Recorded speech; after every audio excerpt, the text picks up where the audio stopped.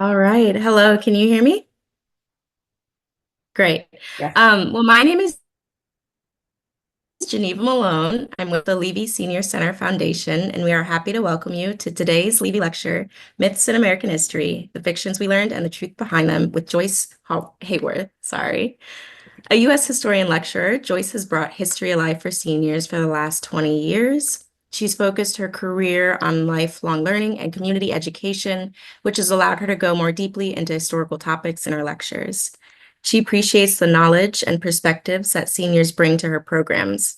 We are thrilled to have her with us today. Joyce will answer questions after the presentation, so please use the Q&A function on your Zoom screen to submit questions at any time. This Levy lecture is made possible by the Levy Senior Center Foundation and the City of Evanston. As always, we appreciate your support of the foundation as we continue to work to connect our community of older adults. I'd like to now turn things over to Joyce and Myths in American History. Well, hi there, everyone. It's so great to see you today, here today, in this beautiful day. I'm very glad to be here back at the Levy Lecture Series.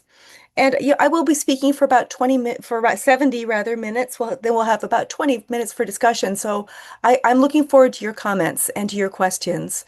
I do want to hear what you think about this. So please jot questions down as we go or put them in the Q&A. So many stories have sprung up in the first 150 years of our nation. Now, when I say 150 years, I'm an early, my training and my expertise is in early American history. So that is colonial history through Reconstruction, post-Civil War Reconstruction. So since that's really my area of expertise, that is the time I'm going to be focusing on. So, myths, I'm calling these kinds of stories. Myths may not be the best word for them.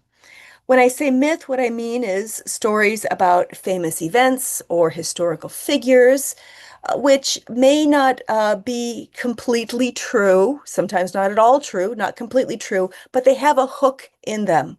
Alrighty? There's something about them that makes us listen and say, oh, yeah, that sounds true. That totally might be true.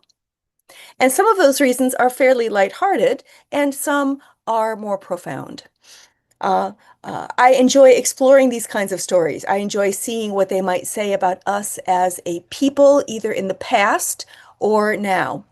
And I just want to reiterate, since I am an early American historian, that's the era that I will be drawing from. The following, then, is a collection of myths that have crept into the telling of American history. Probably most of us have believed some of them were true at one time or other. Myths often have a hidden agenda. Often their purpose is to shape or reshape how we tell history, to shape how we see history, and to interpret it in a certain way. And so we believe these things because they make sense to us. We hear them and we say, yes, that sounds true. That jives with how I see the world. I think sometimes that reason is because these myths can confirm what we think about people in the past. So, for instance, the old story that Columbus proved that the world was round, that he sailed to prove the world was round. So, here's how this story goes. 500 years ago, people all believed the world was flat. They looked out over the sea and they saw the line where the sky and the earth met, and they said, yep, that is the edge, and you could fall off if you sail out too far. But Christopher Columbus knew better. He said, no, no, no, no, no, the world is round. And so he set off to prove it was round by sailing west in order to get to the lands to the east. And he succeeded kind of, the story. And that's how we know the world is round. The end, right? Well, that's not true. Well, how do we know that's not true? Well, we know because we have illustrations, we have discussion and illustrations from the 13th century discussing how a person can do a simple experiment to determine that the world is round. And in fact, even the Greeks in the 4th century BC knew that the world was round. And do you know how they worked it out? One of the ways they worked it out was during lunar eclipses. They noticed that the shadow of the Earth on the moon was always curved, And so the world would have to be round in order for that effect to always be that way. Okay, so where did this story get going? How did this story get going? It was from a single source. So one takeaway I hope you gain is beware the historical fact that comes from a single source. That single source is Washington Irving, an American author. He was best known perhaps for writing Rip Van Winkle, but he also wrote The Life and Voyages of Christopher Columbus. He wrote that in 1828, and he made the story up. He totally made the story up. He said Christopher Columbus did his thing because everybody thought the world was flat, and he proved it was round.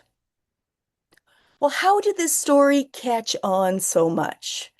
Clearly, one of the reasons why it caught on so much is because of the woeful state of American education in 1828, right? But the other thing about it is that it confirms things that we think about people in the past. In the olden days, we think people were as dumb as dirt. In the olden days, we like to think, oh my gosh, they thought you could actually fall off the earth. But then a smart person came along, somebody more like us, right? Came along and enlightened them. And maybe also it helps us talk about Columbus's voyage. Why did Columbus sail? Well, for science, right? That makes a better story than the actual story. The actual reason why Columbus sailed was for trade routes. That's a little bit more mundane. And then it became a conquest. 1492 was the beginning of a conquest of the native peoples. Here is another myth that I think we accept without thinking because, again, it confirms what we think about people in the past. In this case, it confirms the cruelty of a certain group of people in the past. And that was the idea that during the Salem witch trials, people were burned at the stake. So I think here's our image of a so-called witch trial. It's nighttime.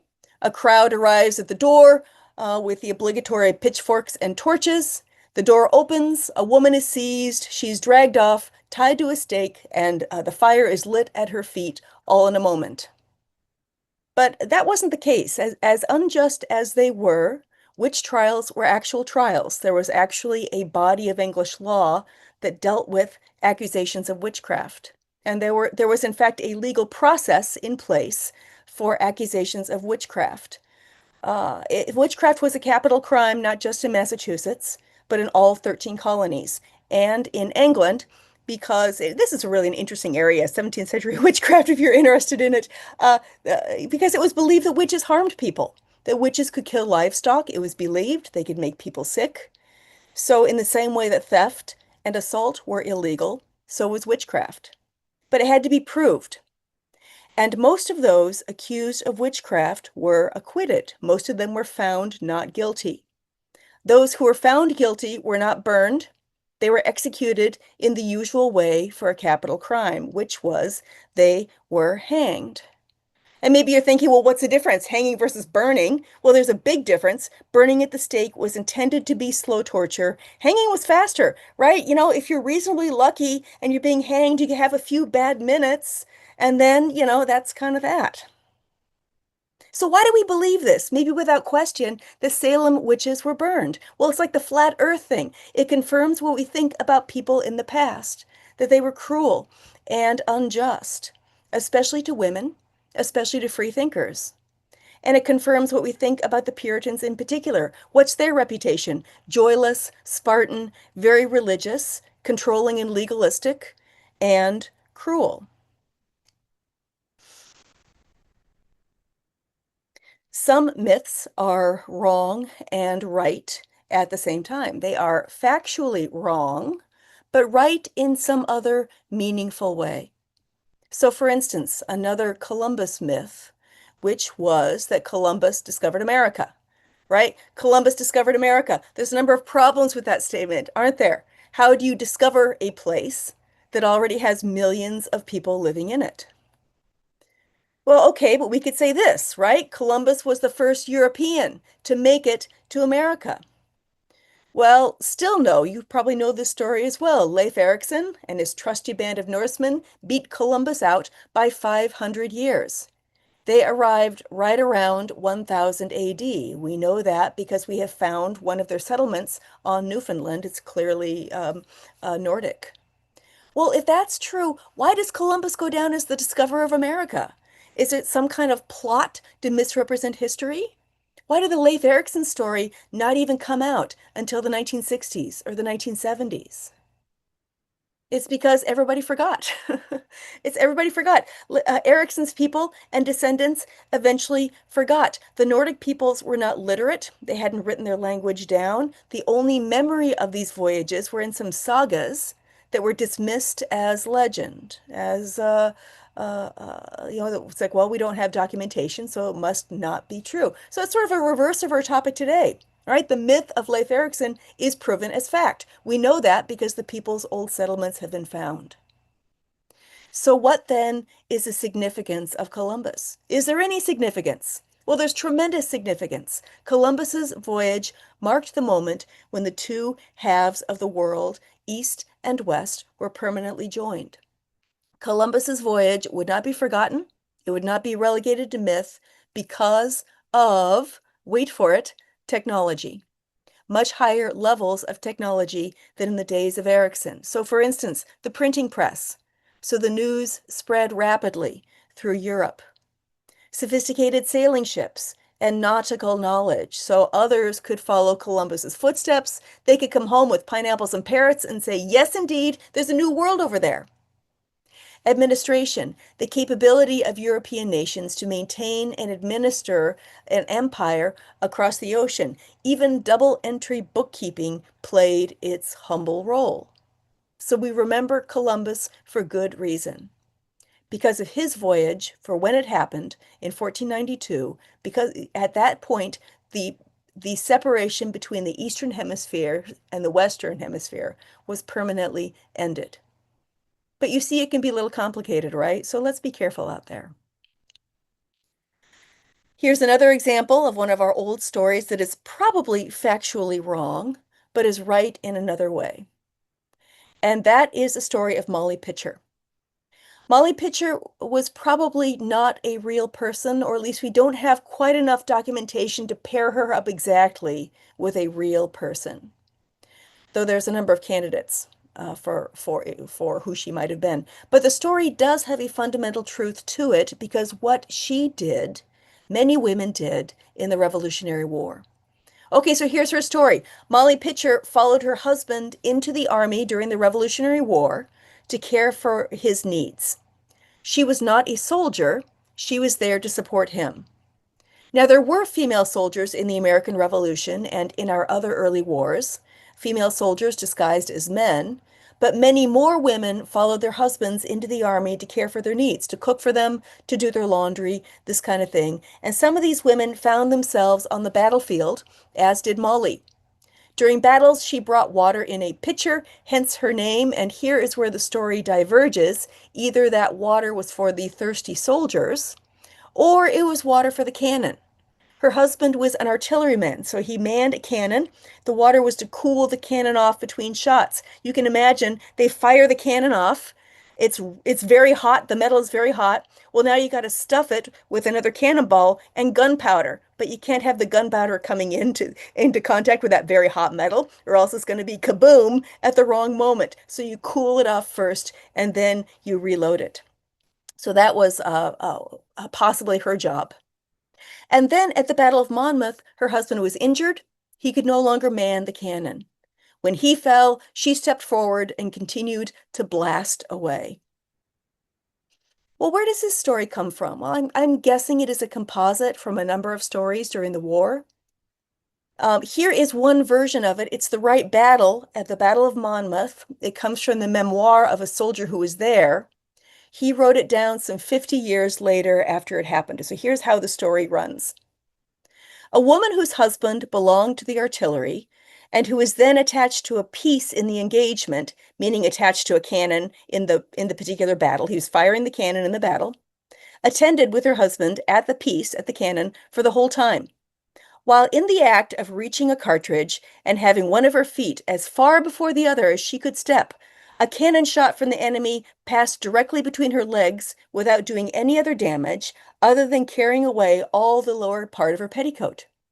Looking at it with apparent unconcern, she observed that it was lucky it did not pass a little higher, for in that case it might have carried away something else, and continued her occupation. Okay, that was from the memoir of Private Joseph Martin. And can you hear Joseph's adolescent giggle from across the centuries? All right. It's a great story. Could be a true story, but let's note that the woman is not named. She's not a Molly or a Mary or a Margaret, and there's nothing in the story about her husband falling and herself taking over. Molly Pitcher has been identified with Mary Macaulay. This is the monument at Monmouth, identifying Mary Macaulay as the real Molly Pitcher. Could be, could be. After the war, Mary Macaulay received a pension for her services to the Revolution. Not a widow's pension, in other words, but for services rendered, for her own services rendered. But most of the Mary Macaulay story is not documented. There's a whole bunch of, folk story, I guess, around her that appeared first in print some 50 or 60 years later. For instance, they say that Washington commended her and gave her sort of an honorary commission. None of that is documented. The just the concerning thing to me as a historian about identifying Mary Macaulay with Molly Pitcher is that these stories about her were written down years later in the 19th century. There were other contenders for the real Molly Pitcher, but does Molly Pitcher have to be a real person? You know, she could herself be a fiction that represents a truth, that many women followed their husbands into battle, and that women ended up on the battlefield in various ways. Here is another story that is technically wrong, but it's right in meaningful ways. That Abraham Lincoln was a complete flop in life until he captured the presidency. You may have seen this ad council or values.com, I guess, advertisement on billboards or at bus stops. There's Lincoln. It says failed, failed, failed, and then bum bum bum, he suddenly became president. Okay, there's truth in that, but it does give the idea that Lincoln was not a success in life until the last 5 years.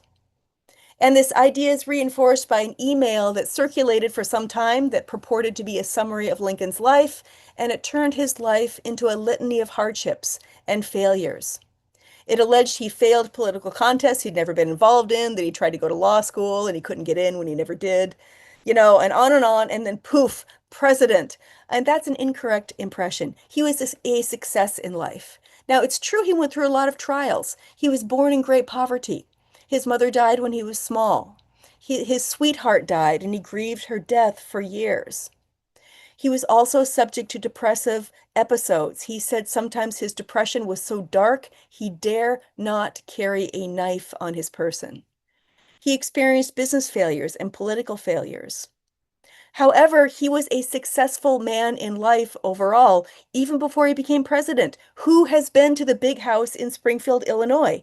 That is not the house of a poor man. That wallpaper and that carpeting and furniture was expensive. He was one of the most successful lawyers in Illinois. He was also successful in Illinois politics. He served many terms in the Illinois State House, as well as a single term as a representative in Congress. So this image of Lincoln as a failure all his life until kabang, he became president, that's false. And yet the true part is he had to overcome a lot to get where he did. By his own efforts, he climbed out of poverty all the way to success with no connections except those that he made through his talents. And that's impressive. Also, he was a clever and canny politician. And when his chance came to get into national politics after the Kansas-Nebraska Act of 1854, he grabbed it. Sometimes a myth gets going because it's based on a misunderstanding of the finer points of a historical era, or makes some mistake in the math, or in the terminology of the past, which is so easy to do. It is so easy to do. The past is a foreign country, they say. They do things differently there. And it is our duty to do the legwork to understand the era, of course. So here's a few examples. The Dutch bought Manhattan Island for the equivalent of 24 bucks worth of beads. What a swindle, right? Well, this is based on a letter from 1626, in which it is reported about New Amsterdam. Quote, they have purchased the island Manhattas from the Indians for the value of 16 guilders. Excuse me, 60 guilders. Okay, 60 guilders. How much is that? Well, in 1846, an American historian took a look at that amount of money and he worked it out in 1846 currency. And he said, okay, that's $24 in today's dollars, 1846 dollars. And that number has stayed. Well, how much would it be in 2025 dollars? Well, it'll be over $1,000 in 2025 dollars. Still an amazing swindle, right? But at least it's not 24 bucks. And then also consider that those goods were valuable trade goods. They may have included beads, but they probably would have also included more of the standard trade good stuff, stuff like axes, iron kettles, woolen clothing, stuff that was useful and valuable to Native Americans. And then I think it's also important to note that even though the Dutch now owned Manhattan, it was quite possible that Native Americans still used it for hunting for many years. We don't know for sure, but that was the arrangement in other parts of Dutch New York. Still an amazing bargain for the Dutch, right? Well, here's another incident that needing some historical nuance. The idea that the Battle of New Orleans was fought after the War of 1812 was over. The Battle of New Orleans, the most famous of the battles of the War of 1812, or at least the most famous battle that the United States actually won, right? I mean, I think burning down the White House might have been a little more famous, but cough, that didn't go so well for the Americans that day, obviously. And it is true that the battle was fought after the peace treaty was signed between the two parties. The peace treaty was signed on Christmas Eve, December 24th, 1814. The battle was fought 2 weeks later, January 8th, 1815. However, on January 8th, the peace treaty had not yet been ratified by Congress. It had not arrived in the United States yet. It was still on its way over from Belgium, somewhere on the ocean. And until both governments ratify a peace treaty, we are still at war. Nobody in America knew that there was a peace treaty signed on January 8th. The treaty wouldn't arrive in the United States until the middle of February, and it was not ratified until February 17th. So the war was definitely still on in January. Here's another element of our history that requires nuanced understanding. The idea that the Puritans came to America for religious freedom.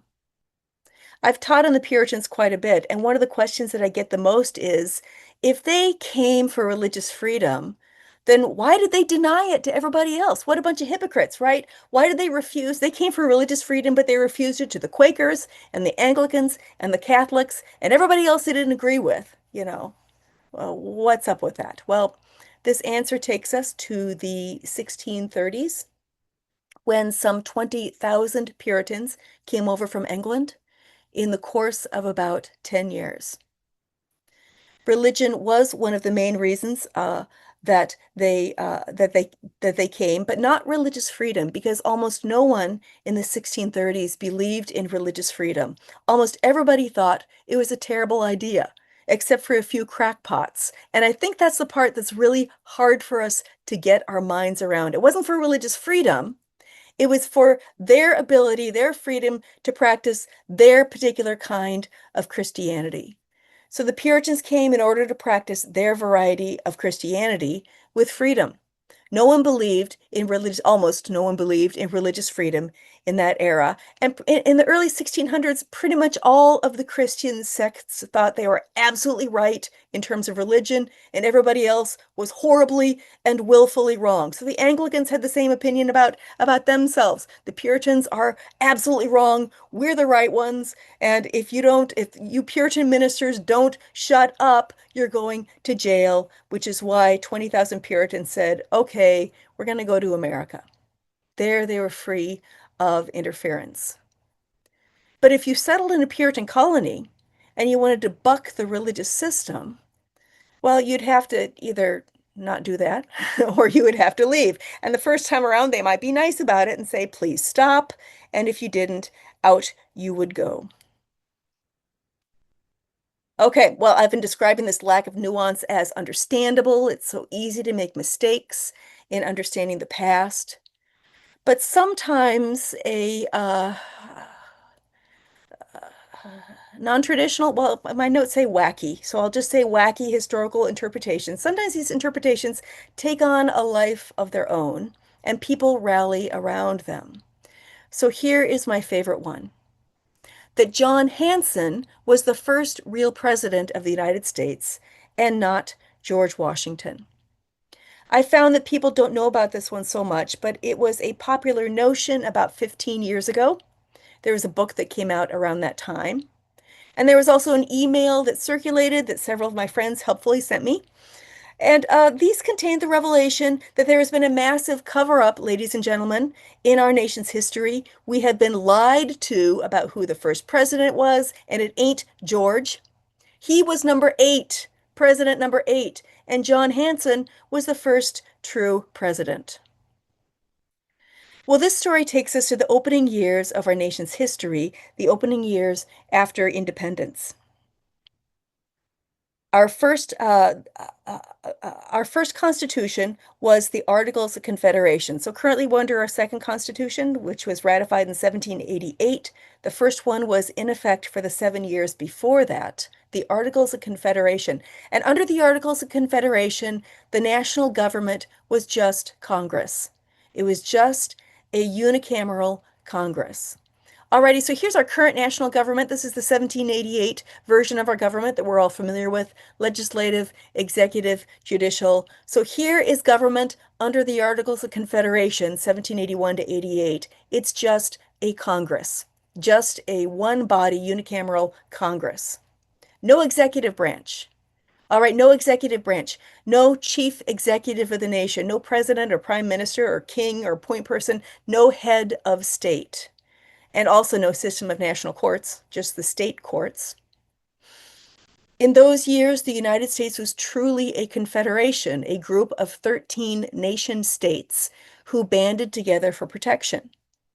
And the national government's purpose was to provide a place for states to discuss the matters that affected them, to provide space to settle their disputes, and also for groups of states to work out international issues like tariffs and waging war and things like that. And the John Hanson myth alleges that, in fact, we did have a president in those years.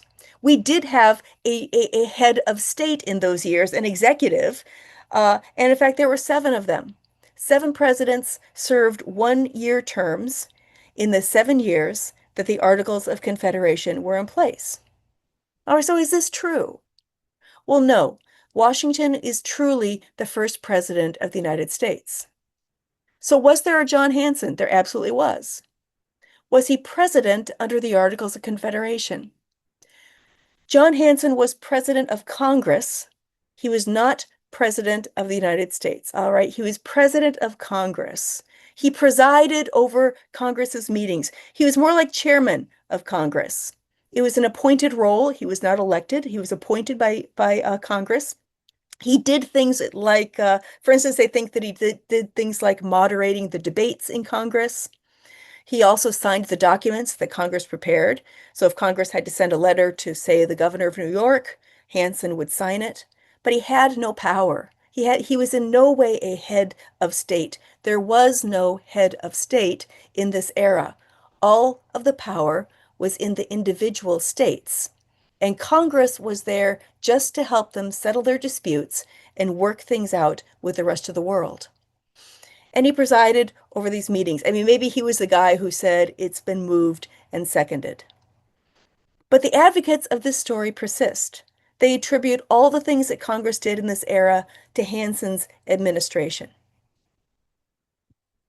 I think this story has traction because it hits a real nerve, right? The most basic historical fact in our nation's history is George Washington was the first president. To say it's a cover-up that he was number 8 suggests that our whole history maybe is full of lies and part truths. And I think that's a real fear, since we know perfectly well that at times, in fact, what has been taught as factual history has involved lies and part truths, right? That's why we're here today. Yes, because we're talking about myths in history. But the believers in this story are true believers. They're not really interested. I have found they're not interested in hearing about that President of Congress was just the guy who handled the paperwork and that there was no head of state. It has become a conspiracy theory, and so it has staying power. And then it got better. A new narrative began to take hold that John Hanson was not only the first president, but that he had been African American, that he was black. So here's the narrative. Not only have you been lied to about who the first president was, also, in fact, the white hierarchy has moved in and suppressed the truth that our first president, John Hanson, was black. Well, how did that happen? How did the story develop that Hanson was black? Here's how it happened. An amateur genealogist was researching John Hanson's family line, and he or she discovered that Hanson had an ancestor who was described as a freeman. Freeman is a centuries-old term for a citizen with voting rights. It's a term that comes over from England. Um, and they mixed it up with the term freedman with a D, which is a term that came about during or just after the Civil War, indicating a person who was free of enslavement, a freed slave, which would mean that John Hanson had a black ancestor. All right, she got the two terms, or he got the two terms mixed up. So you see how the conspiracy gets richer. The United States has already had a black president, the very first president, and it's been covered up for years. And I mentioned that a few years ago there was an email that circulated that purported all this, and this was during the Barack Obama years, especially because it was kind of nice if you didn't like Barack Obama. If you didn't like Obama, you could gloat. Well, he's not even the first black president. We've already had a black president. He was the first one. Those dang Democrats are lying about that too. But people doubted. And so a photograph of John Hanson was found. Now I know that you're thinking, wait a minute, they did not have photography back in the 1780s. And you would be right, but you would be told that this is an old time photo called a daguerreotype. And daguerreotypes have been around for a lot longer than photographs. Well, it is indeed a daguerreotype. They have been around a lot longer than photographs, but not in the 1780s. Daguerreotypes came around in 1840 or so. So who's this man? This man is named John Hanson, but he was a senator in Liberia, in Africa, in the middle of the 19th century. And even if you're familiar with men's fashions, he's clearly dressed as an upper class 19th century man. He's not dressed as an 18th century man. So let's be careful out there. There are ways of telling our national story that make it easier to go through the, I don't know, how do we want to say it? The less palatable parts, I guess. The elements of it. Every nation, every national story has its difficult parts. Um, and and some of our national stories are connected to those things. So, for instance, the story of the Alamo. This story takes us to the United States in the 1830s, to the Texas Revolution, which was a revolt of American settlers living in Texas. They were successful in separating Texas from the rest of Mexico. In the early 1800s, the United States was a nation that was looking to grow. It was looking to spread far and wide. It had already done quite a bit of growing in its brief history. And the Americans were looking south and west to Mexican territory, especially to Texas, which bordered Louisiana. Texas was sparsely settled by Mexicans, and Americans flowed into Texas in the 1820s and the 1830s. It was prime cotton growing land, and there was a tremendous amount of money to be made in cotton. Cotton was the world's most valuable crop, and it grew easily across the southern United States. That's remarkable, isn't it? The world's most valuable crop grew easily all across the southern United States. But the going belief was if you're going to grow cotton profitably, you had to use enslaved labor. So Americans brought their slaves with them. So Americans flowed across the border into Texas in the 1820s. They brought their slaves with them, and then Mexico outlawed slavery in 1829. All right, well, that's not good, right? The Texans did get a reprieve from that for a time. They got permission from the Mexican government to keep holding enslaved men and women. And then in 1835, a new government in in Mexico, began tightening control over its far-flung provinces. Among other things, they ended the toleration for enslavement in the Texas district. The Americans were not keen about living under a stronger, more centralized Mexican authority, and they sure wanted to be able to keep making money growing cotton. So they took up arms and they rebelled against the home government of Mexico. And in the course of that rebellion, they captured the Mexican mission and fort at Alamo. Excuse me, whoopsie. And the Mexicans captured it back. That was in the early spring of 1836, and that was the Battle of the Alamo. That was the Mexicans taking back the fort that the Americans had taken. The battle resulted in the deaths of all Americans inside the fort. Shortly afterwards, American forces rallied. They successfully broke the Texas district away from Mexico. So the story of the Alamo is a story of the expansionist United States in one of its pushes across the continent.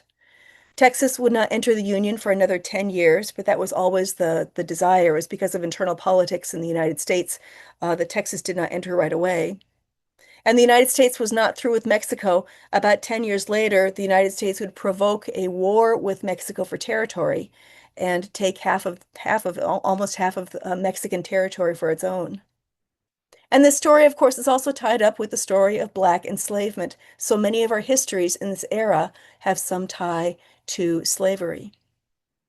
Well, that's kind of unpleasant, isn't it? It's a rougher story than the one that focuses on the heroic battle, but it is part of the story. So what do we do with this?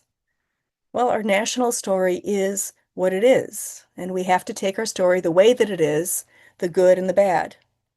The United States was a land-hungry nation back in the day, and we grew out of that. The United States and the rest of the civilized world grew out of invading other nations for territory. At least, I'm pretty sure we've grown out of invading other nations for territory, but we did grow up.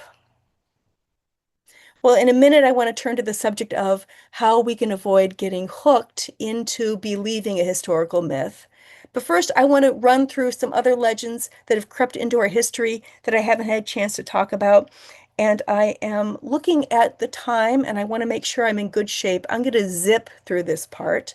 All right, there is an idea out there that the second leading cause of death among women was burning to death from their petticoats catching on fire. What a terrible image. A woman leaning over the fire, adjusting meat on the spit, and her skirts catch on fire, and up she goes like a torch. It probably happened here and there. Alrighty, it probably happened here and there. It was so horrendous. It grasped the imagination, sort of like the myth about the razor blades and apples and Halloween, which by the way was a myth, and the kidnapping in parking lots in the 1990s and things like that. But no, not the second leading cause of death. While we're on the happy subject of death, how about this myth? Everybody died young in early America. Well, what was life expectancy in early America? Well, the earliest census records that we have that include that kind of data are from 1850. And in 1850, we find that life expectancy in the United States at birth was around 38 years old. Whoa, 38. That is really young, but that is at birth, at birth. So many children, many babies and children in that era died before age 5. So if you made it through childhood, your chances were much better. If you made it till 20, you had a 50-50 shot at 60, and so forth. And there were plenty of senior citizens, plenty of seniors in early America. Consider our early presidents. John Adams lived to be 90. Jefferson was 83. Madison was 85. Monroe was 73. John Quincy Adams was 80. Washington was the young one. He passed when he was only 67 years old. Speaking of George Washington, he did not have wooden teeth. He did not have his own teeth either. He wore dentures, but none of those teeth were wooden. They were made out of gold, ivory. There were some human teeth and some animal teeth in there as well. Also, you might be interested to know that the first English settlers did not live in log cabins, that in fact that was brought to the Americas by the Swedes, who settled in what was now Delaware a decade or two after the Pilgrims arrived. And if you've ever heard that Lincoln wrote the Gettysburg Address on the back of an envelope, as far as we know, as far as we can document, that is incorrect. There are 5 known manuscript copies of the Gettysburg Address, none of them on an envelope. And Benjamin Franklin also did not propose the turkey be the national bird. All right. Now, he did say in a letter to his daughter he thought it would be a good idea. But the story was he proposed that the native wild turkey appear on the Great Seal of the United States. And maybe you've seen the musical 1776, where everyone's saying the eagle and Franklin saying the turkey. And that's very funny. He thought it was a good idea because he said, he said that the eagle is a bird of bad moral character because it steals food from other birds, where the turkey is more noble. I don't know. He does say turkeys are a little vain and silly. It's a really interesting letter to his daughter about this whole matter. Alas, it looks like I don't have time to read the whole thing to you. Alrighty. And then also a little bit on the quilt code. The quilt code of the Underground Railroad does not have a historical basis. Now, I do want to say that the quilt code is gaining symbolic status. All right, it's gaining a sort of there's a deep resonance with this idea of the quilt code. But this is the idea that certain quilt patterns conveyed messages to those who were escaping slavery in the antebellum United States. So displaying a certain quilt pattern would send a message like get ready, or gather tools, or take an animal trail to safety. And this all was put in a book that was published in 1990 called Hidden in Plain View. And I just want you to know that before that book came out in 1990, nobody mentioned anything about a quilt code. The people who were involved. The people who were involved in the 1800s on the Underground Railroad never mentioned a quilt code. So no escaping slave ever mentioned it. Harriet Tubman never said a word about it. When formerly enslaved people told their stories of resistance, nobody mentioned a quilt code. It was and quilters and quilt scholars before 1990 never came across that as well. It really started with the publication of that book in 1990, Hidden in Plain View. So, I mean, you're all grown-ups. You can take that from in whatever direction you want to go. And I do want to say there's a lot of traction around this idea. And I guess that's what I'm going to say about that. All right. Okay, well, the next part of this lecture is I want to talk about how can we figure out what's true and what's not? How can we avoid being taken in by false tellings of history? Let's keep in mind certain things that are always true in human experience. It's always true that winners have written the history books or controlled the history narrative. And it's always true that people love stories, people love conspiracy theories. It's always true that humans take stories from the past and shape them to suit their own times. That's nothing new, and that's not going to change, in my humble opinion. And two, bear in mind that historical evidence at times is fragmentary. Some events in our history are very well documented, some are not, and that leads to honest doubt about events or about the events behind the events. And sometimes we're tantalized by what a few fragments of evidence might mean. Alrighty, so that being said, there are plenty of things you can do to tell if something is foundationally true or not. And the first thing to do is beware yourself. Beware your own strong emotions, your emotions that make you forget to ask, how do I know? How do I know this is true? Beware that something in you that leaps to believe something before you verify that. I've got it in me too. Okay, we all have that. There's certain things I sure want to believe. And there's certain ways that I understand the world to work so that when something happens to confirm that, I say to myself, dang, that sounds right. Maybe without even recognizing when I do it. You do it too. So learn to recognize that in yourself as much as you can. Try to make a point to stop and take a minute and verify. And here's the foundational thing when it comes to history. Do your research. What's the original source? And what did it mean in that time and place? We all have to do this. Get to the original source and get an understanding of what it meant in that time and place. And this is where professional historians come in very handy. Individuals who are specialists in one era or one aspect or other. They can help with the context. So here's an example of doing your research. There's an idea that the phrase, your name is Mud, came from Dr. Samuel Mudd. Already, this story takes us to the terrible night on which Lincoln was assassinated. And in the course of carrying out that assassination, John Wilkes Booth broke his leg. He got on his horse outside of Ford's Theater. He rode with a broken leg to the home of his friend, Dr. Samuel Mudd, who set his leg. And so, therefore, the story goes, your name is Mud refers to Dr. Samuel Mudd, since only a lousy person would help out a wounded assassin. Well, how do we evaluate this? How the heck do you determine if that is true or false?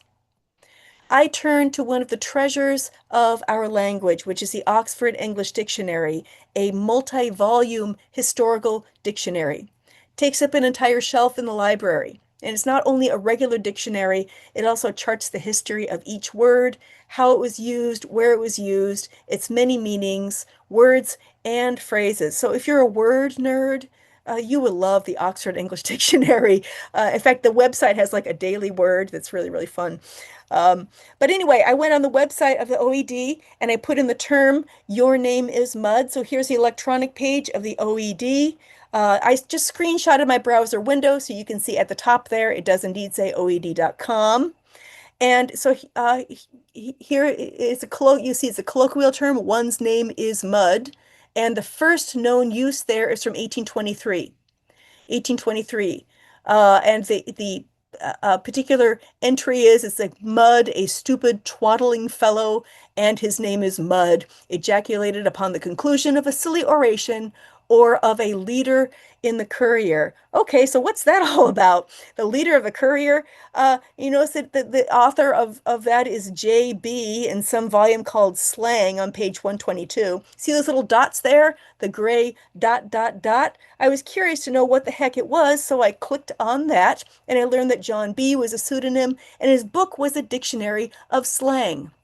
Slang, a dictionary of the turf, the ring, the chase, the pit, of bon ton, and the varieties of life. Alrighty, so it's a dictionary. So under his definition of mud, that is a stupid, twaddling fellow. Why do we ever let the word twaddling out of the language? What a great word. We should all attempt to use it at least once in the next a week. So you see that the important aspect there, though, is that the first known use of his name is Mud is from 1823. And that was over 40 years before Lincoln's assassination and Samuel Mudd and all that. All right, I was curious about another myth as well. The myth of the term hooker for prostitute comes from the notorious libertine Joseph Hooker, who was a general in the Civil War. They say he had so many prostitutes hanging around his camp during the war that they were called Hooker's Brigade, and eventually just Hooker. All right. Well, let's run it through the OED. Look at all those definitions for hooker. All right, look at that second one there. Did you know that in the 1600s, a hooker could refer to a one-masted fishing vessel on the Irish coast? I had no idea. Well, that first category of slang is the one that we want. We click on that. We go to the definition number 4, slang, chiefly in the United States, a prostitute, and look at the first two dates for the use. 1835 and then 1845, which puts the use of the term hooker for prostitute well before the Civil War. 25 years before the Civil War.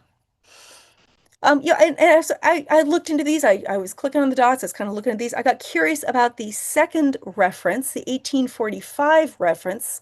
Oh, yeah, in the 1835 reference, it also says that this is from a transcript of a trial. All right. The prisoner says he called me a hooker. The magistrate who is presiding over the trial says, "Why did you call her a hooker?" And the witness said, "Because she always hangs around the hook, Your Honor." And the hook apparently refers to Collier's Hook, the red light area on the New York City waterfront, sometimes supposed to be the origin of the term. Maybe that's the origin of the term. I kind of doubt it. We don't know where the term came into the language, in my opinion. Maybe that was it. I was curious about the 1845 reference. I didn't know what that was all about. So again, I did a little more research. I wanted to see what that book was. Norman Ellsworth Eliason wrote a book back in 1956, and that book was called Tar Heel Talk, a historical study of the English language in North Carolina. So that's this guy's hobby. His hobby is English slang or slang in North Carolina in the early 19th century. People have all kinds of hobbies, don't they? And that's where he found the term hooker, but if you'll notice, he's writing in 1956 and he's citing a source from 1845. So this is still not the primary source. We don't know where Mr. Eliasson got that 1845 reference. So what if we had to find out? Like what if you're writing a dissertation or something like that? You have to track down the actual source just to make sure Eliasson was telling the truth. Well, there's a couple of ways you can do it. You'd need to get a hold of his actual book so you can check his footnote. So in order to do that, there's a couple of different ways. A handy way is to go to archive.org. That is a gold mine for old books, old and long forgotten books.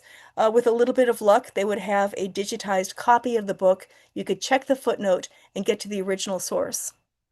Or you could hunt down a physical copy of the book at worldcat.org. WorldCat is another gold mine. It is literally a worldwide catalog of all libraries. So you can see which libraries in the United States, probably all three or four of them, right, hold this book, Tar Heel Talk, or library or historical society or university or whatever it is. And then, if that library is 12 states away, you can jump in your car and drive to it, right? Or you can go down to your local library and request that they get the book for you. Now, I live in the Chicago area, and all of the Chicago libraries will do this for you. You can get any book from any library delivered to your public library. So, for instance, one time I needed to look at a book. There was one copy in the United States, and that was at the Library of Congress. So I went down to my good old public library and I said, I need this book. And they looked apologetic and they said, "Oh, it'll take a month." It's like, well, a month? What's a month, man? You're saving me $1,000 to have to drive out to Washington if I was going to do that. But it eventually it arrived, and I got the information that I needed. So again, that is a gold mine. I love our libraries. Don't you love our libraries? I love our libraries. But in any case, here and then you'd have to track down the actual original source once you got the information from the footnote. So there's some legwork, but if it really matters to you, you will do it. So here is the verdict on hooker, meaning prostitute. The origin of this term has nothing to do with General Joseph Hooker, though it is natural to associate the term with him because of his name, and we always like to giggle about sex. So, what I just showed you, some of the usual historical hunting, is something that I do a lot of when I'm trying to work something out.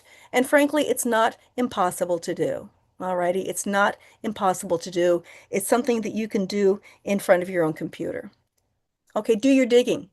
Do your digging. Google a quote. See if it's real. Check the context. Make a phone call to a historical organization, ask a question. That's what they're there for.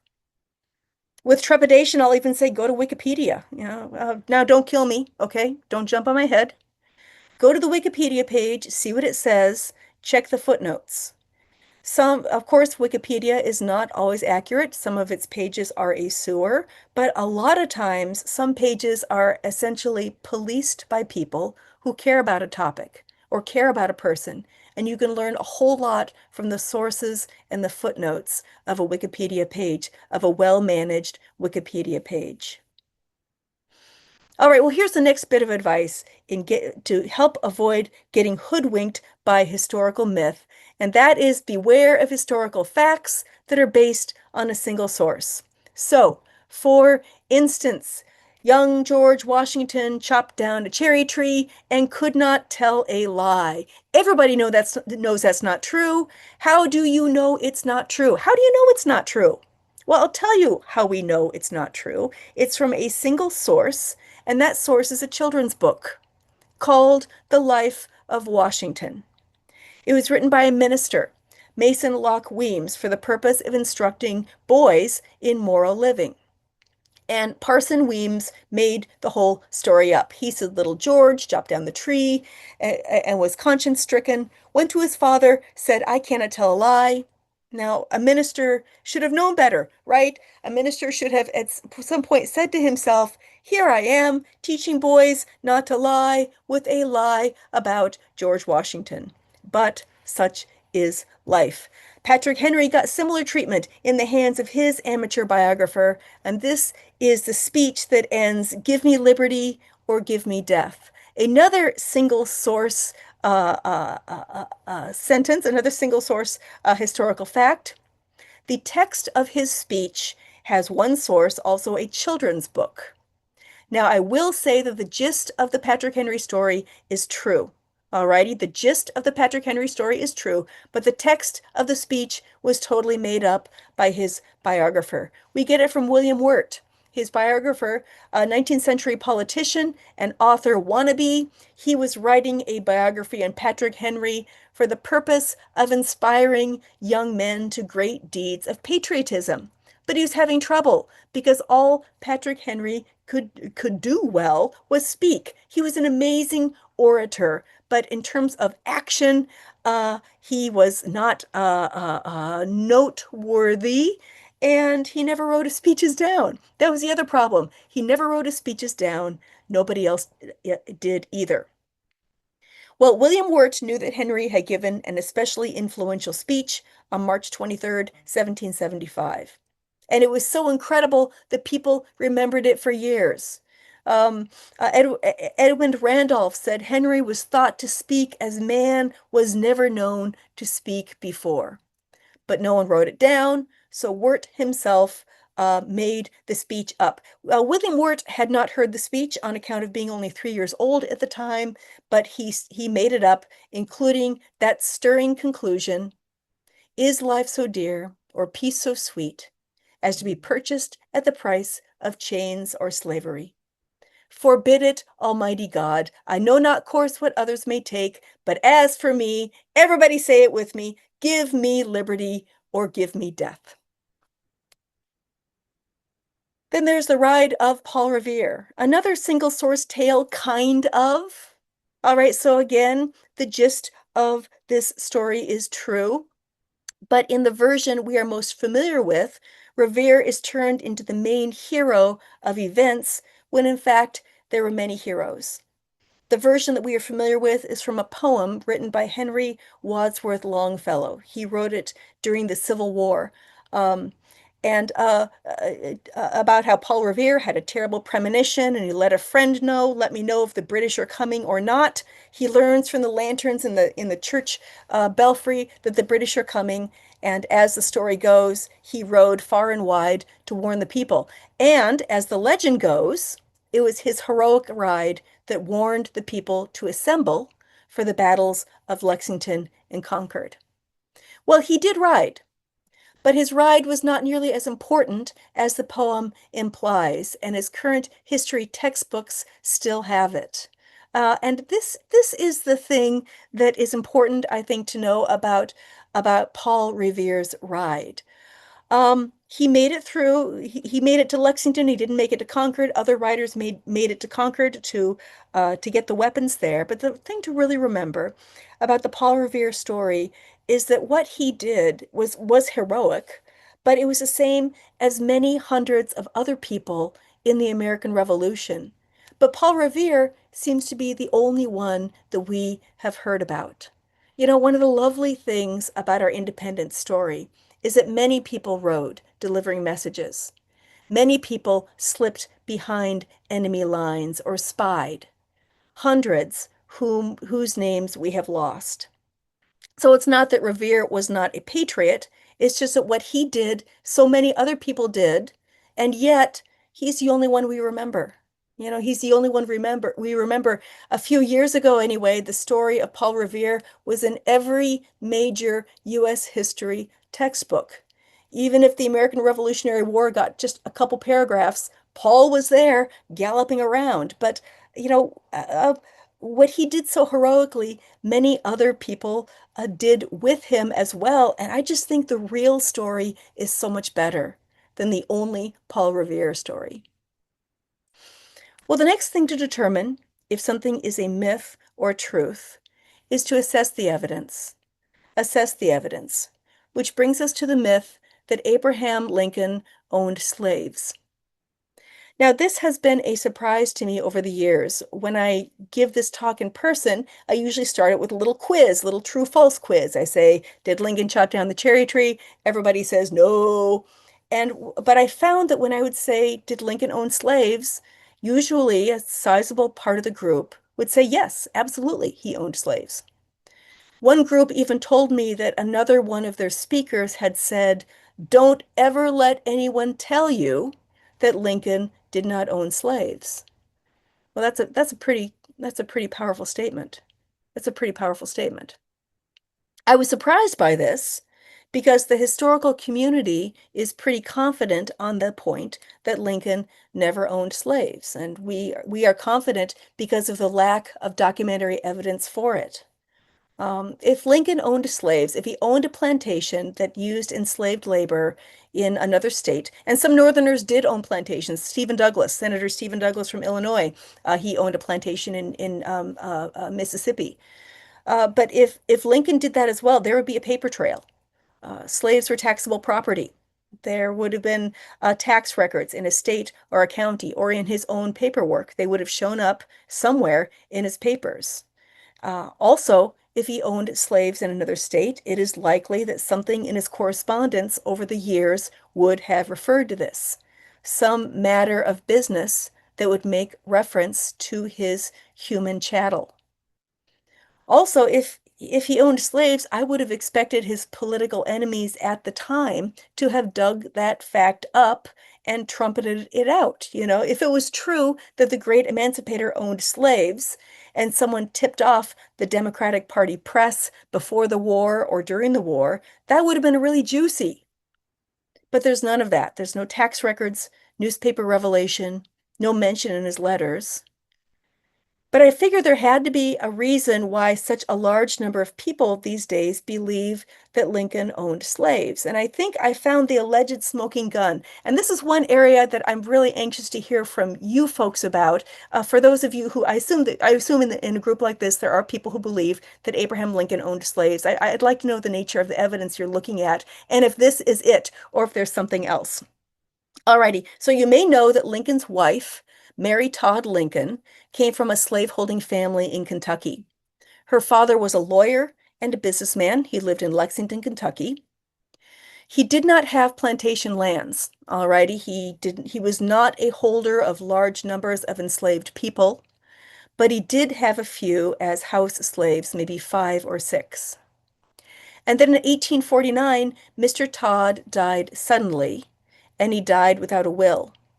He left a widow and a dozen or so adult children. So here is how the argument goes, that at the moment that Robert Todd died in Lexington, his daughter and his son-in-law, Mary and Abraham Lincoln, out in Springfield, became slave owners because they were two of the many heirs of Mr. Todd's property. I think that's the essence of the argument. And let me just put to you, in your opinion, does that count as slave ownership? Does that count as slave ownership? I mean, think about it for our times. Let's say your father-in-law was a car thief. Let's say your father-in-law was a car thief and he died suddenly, and now you inherit his property.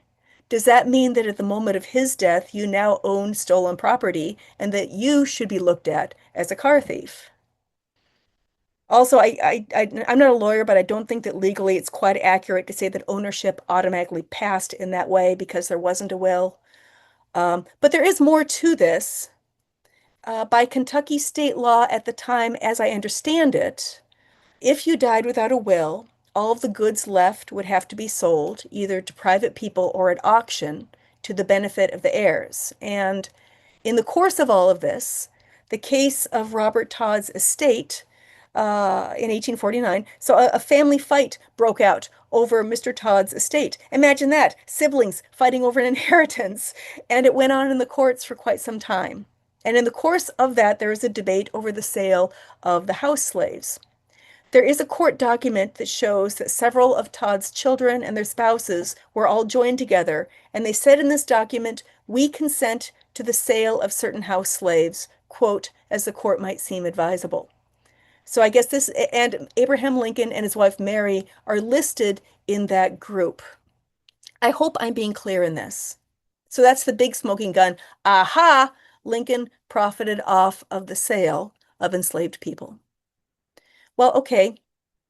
But the issue was that Mary's father died without a will, and by Kentucky law, his estate had to be sold and the proceeds divided among the heirs.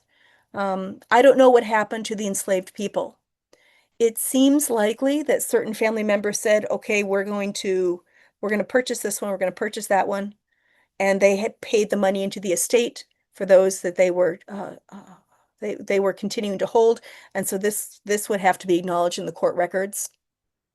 And it's possible that that Abraham and Mary received some money out of this, that a share of their estate of Mr. Todd, a share of their Mr. Todd's estate included the sale of slave property. So what does that mean? What does that mean? Does that mean what's charged is, okay, that means Abraham Lincoln was an utter hypocrite on the whole slavery issue. It's alleged he's a slave trader because of this. He's a slave owner. Well, what did Lincoln say about slavery? Well, he was not an abolitionist before the Civil War. He always said slavery is protected by the Constitution. He wanted to stop the spread of enslavement into the territories and into the new states. He was a moderate on the slavery issue. He drove the abolitionists crazy. He personally was repelled by enslavement, but he also held some pretty racist attitudes. In his law practice, he represented both sides. Sometimes he represented slave owners. Sometimes he represented free blacks. That was the business decision that he made to take both of those kinds of cases. He was also the champion of the 13th Amendment, ending enslavement in the United States. He believed that since the Constitution affirmed the existence of enslavement, then it must be constitutionally abolished. Perhaps in the course of his father-in-law's estate being settled, maybe he got some money from the sale of slaves. We don't know if he did or not. There's not a record of the sum of money, or I did not track down the fates of the enslaved people. If it is true, I wish it wasn't true. But if we put his actions on balance, on the one hand, part of an inheritance came from the sale of enslaved people. On the other hand, his championing of the Emancipation Proclamation and the constitutional amendment ending slavery, I think he did far more to break American enslavement than he ever profited off of it. So that's my take. But again, I'm interested in hearing your take on this and the nature of the evidence of this that you have. All right. Well, we are nearing the end of your time. We're just about up on discussion time. One of the difficulties for me in doing a Zoom lecture is it's harder for me to gauge the speed of my speech, my conversation when I'm not in front of you. So I certainly hope I was not talking too quickly as I went along. I'm looking forward to hearing from you. But the last thing I'd like to say here is, be like the Credible Hulk. Right? You've all heard of the Incredible Hulk. This is the Credible Hulk. And he says, you wouldn't like me when I'm angry because I always back up my rage with documented facts and reliable sources. So that's what you should do. Back up your rage with facts and documented sources. And thanks so much for joining me today. And now, Geneva, if you are there, I will turn matter. Oh, wow, 2:39. I am actually 1 minute early. Ha, there you are. Okay. Hello. Okay, so now we can move on to our question and answer portion of the lecture. If you have any questions, please add them utilizing the Q&A function on your screen. And we already do have quite a few questions, so I can read them off to you. Okay. The first one is, do you find that people want to argue these myths with you? If so, how do you respond, and what approaches do you use to try to convince believers, or do you? That's a great question. Because of the polarization in our country, and I think probably most or all of us are old enough to know that it hasn't always been this way, and presumably it won't always be this way. But because we are so polarized, I go a little easy with arguing. Uh, a few weeks ago, I was at in a retirement community, and a guy sat down and he folded his arms. I was talking about Civil War, and every time I gave a Civil War fact, he shook his head and shook his head. It's like, okay, I get it. And discussion time rolled around, and what do you know? He dominated it. But I responded by asking him questions. What's your opinion about this? And by the end of it, he said, "Well, gosh, thank you. I learned something." It's like, yes, yes. I don't probably didn't convince him anyway, but I made a human connection with him that I'm not so bad. I'm from the other side, maybe, but I'm not a horrible human being. And in our times, my opinion is that's a win. So, Definitely, thank you. The next question is, how do you define a conspiracy theory? And how is it that people from multiple sides of an argument paint the other side's belief as conspiracy theories? that's a really, really good question. And I hope you know that when the speaker says, wow, that's a really, really good question, they're doing some fast thinking about how to answer that. What do you call a conspiracy theory? It's like, sometimes a question gets determined by a certain kind of internal logic, and it becomes invulnerable to outside discussion. And it's something for all of us to guard in ourselves, alrighty? I don't consider myself immune from getting involved in a historical interpretation that's doing something for me. It's supporting what I believe about the world. And that is a conspiracy theory. That's why in this lecture it was important for me to talk about the inheritance thing with the link with Mr. Todd, just to curb that in myself. Um, I don't know how I define a conspiracy theory. It seems like as I reflect on it, it seems like a pretty subjective thing. Except that I mean, well, see, anything I say that it's gonna come off as kind of, I could say, well, it's crazy logic, but my crazy logic is, so anyway, I think that's about the best I can do with that one. I'm sorry. I can't answer it more carefully. No, that's definitely a hard question. I appreciate The next is, could you please expand more on the term freeman as the huge numbers of indentured servants, etc., that existed prior to 1776? Yeah, so freeman, as I was using it, was a term that was used in England, in medieval and early modern England.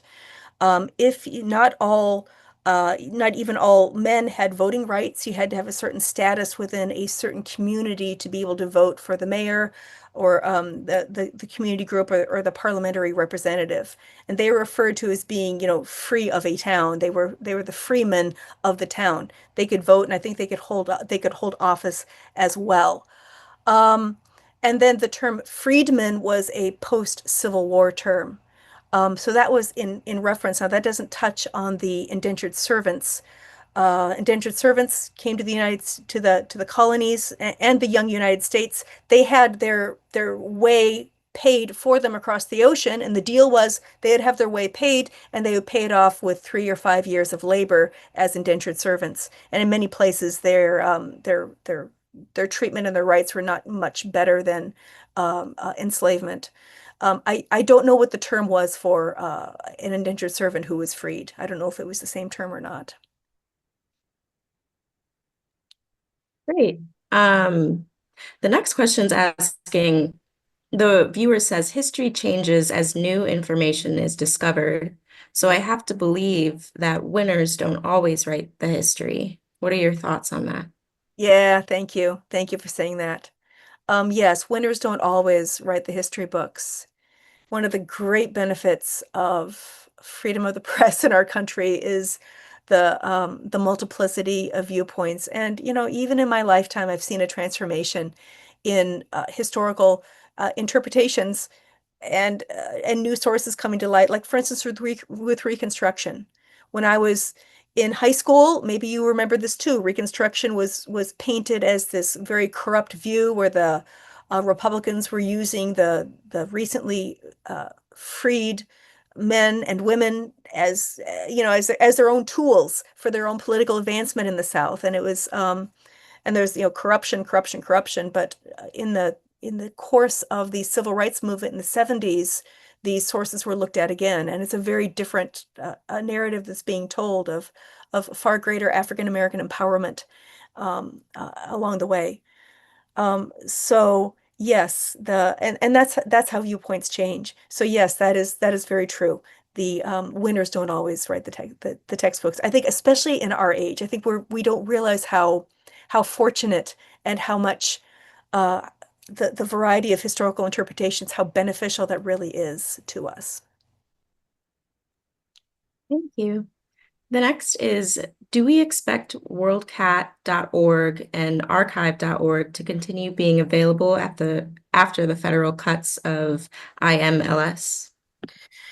Well, they are private organizations. Archive.org suffered, this was last summer, I think they suffered some huge cyber attacks trying to destroy their what they're doing. And I don't know who is behind that.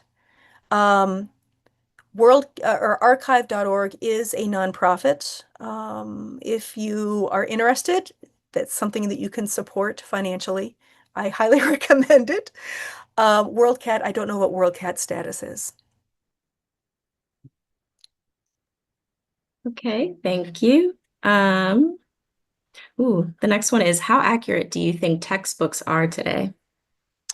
I don't know. It's been a while. It's probably been it's been a solid number of years now since I've sat down with a college textbook. Um, I have taught for credit college classes, but it's been a little while, so I'm afraid I can't give an informed opinion on that. No worries, thank you. Um, I'm just scrolling through. We have a lot of thank yous Oh. for your presentation. The next one is, what do you think of Snopes as a myth buster? I think Snopes is a really good first stop. I think Snopes is a very good first stop. Yes, Snopes.com. If you want to quickly run something you hear, run it through Snopes. I think that's a really good first stop. Okay, and then another question is similar. They are asking, what were the online sources you mentioned for your research? Let's see. The ones I mentioned were archive.org, OED, that's .com. Now, in order to get to the OED, I don't know if people are interested in this, the Oxford English Dictionary, you need a subscription to it. And some public libraries will have that. You might check your community college. I don't know if you know that through your community college, because you're a tax-paying member, you can get access to their library. College of DuPage will let you in to the OED. Oakton does not have a subscription. So, by the way, you folks down in DuPage County, I don't know if there's folks down in DuPage County, you have got it made with COD because they have a lot of electronic resources. They have JSTOR too, which is academic articles. For myself, because I'm with the kind of work I do, I'm most interested in what the academic community is weighing in on a subject. If I want to quickly look at a subject, I will go to academic articles on the database called JSTOR. You can get actually you can get if you go to JSTOR dot is it org JSTOR JSTOR.org or .com, I'm not sure. And I don't know if this is useful for anyone. It's what I use quite a bit. And I run across a book. It's like, well, gosh, I wonder what the professional community thinks about this particular book. I go on JSTOR, I see some professional reviews of it, and then I decide if I want to read it or not, if it's going to be useful for my purposes or not. So those are some of my first stops. It very much depends on what I'm doing, what I'm researching. Thank you, that was super helpful. The next one was there a safety with Underground Railroad using lit up homes? I don't know. I'm sorry. I don't know. It's okay. Someone else is asking, how can we stop a new movement of historic revision? I don't know. It's a Yeah, difficult one. yeah, keep, it's just the things we always hear. Get involved, you know, take your stand. Yeah, protect documented truth. Let me put this, protect documented history. That's a better way to put it. Hmm. Protect documented history. I'm sorry. I wish I could do better. No, that's We're living in a, this is a rough patch. We're in a rough time, but we're gonna no, get I through it, guys. Okay. appreciate We've been through it. rough times before. 1790s. Oh my gosh. We can get through this too. Great, thank you. Let's see.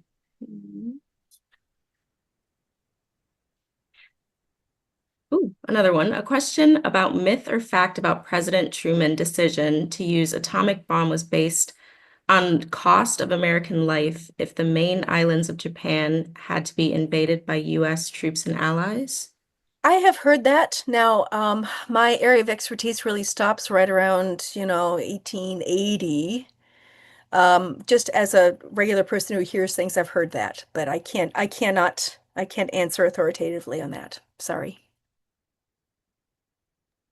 That's totally okay. I'm scrolling through, just making sure I haven't missed any other questions. Come on, guys, owning slaves. I know some of you think so, and I really want to know why, because I know it's coming from somewhere, and there's probably a hook in there somewhere, so I really want to know why. Let's see. Let's see if someone pops a Some question brave person, come on, I'm not getting your name. in. I don't know who you are. To me, you are anonymous. I have a question actually. What's your favorite myth that you've discovered I over just the love the John years? Hanson thing. I just love it. I mean, I just think that, I mean, I think it's funny. I really do. Especially yeah, it's an innocent mistake thinking that his ancestors are African American or black, but it's like the perfect, yeah. So that's probably my favorite one.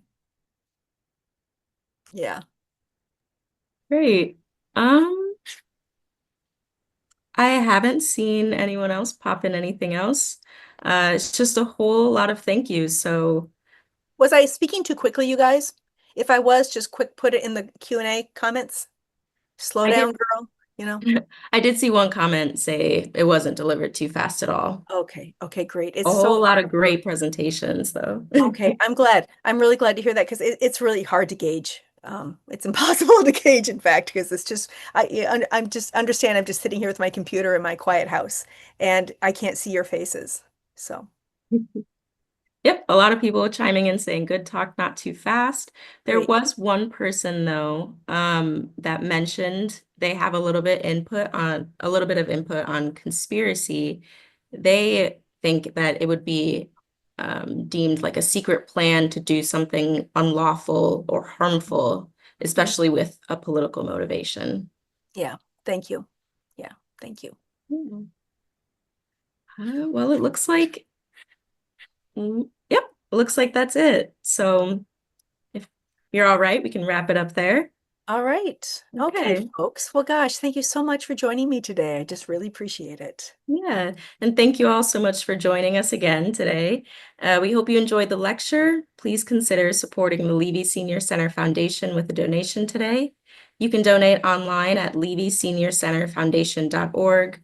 Your generous donations help us to continue to create opportunities to serve older adults in our community by providing informative and entertaining programming like this one, as well as making needed improvements to the Levy Senior Center Foundation. And thank you again. We hope you have a wonderful day. All right. Well, thank you.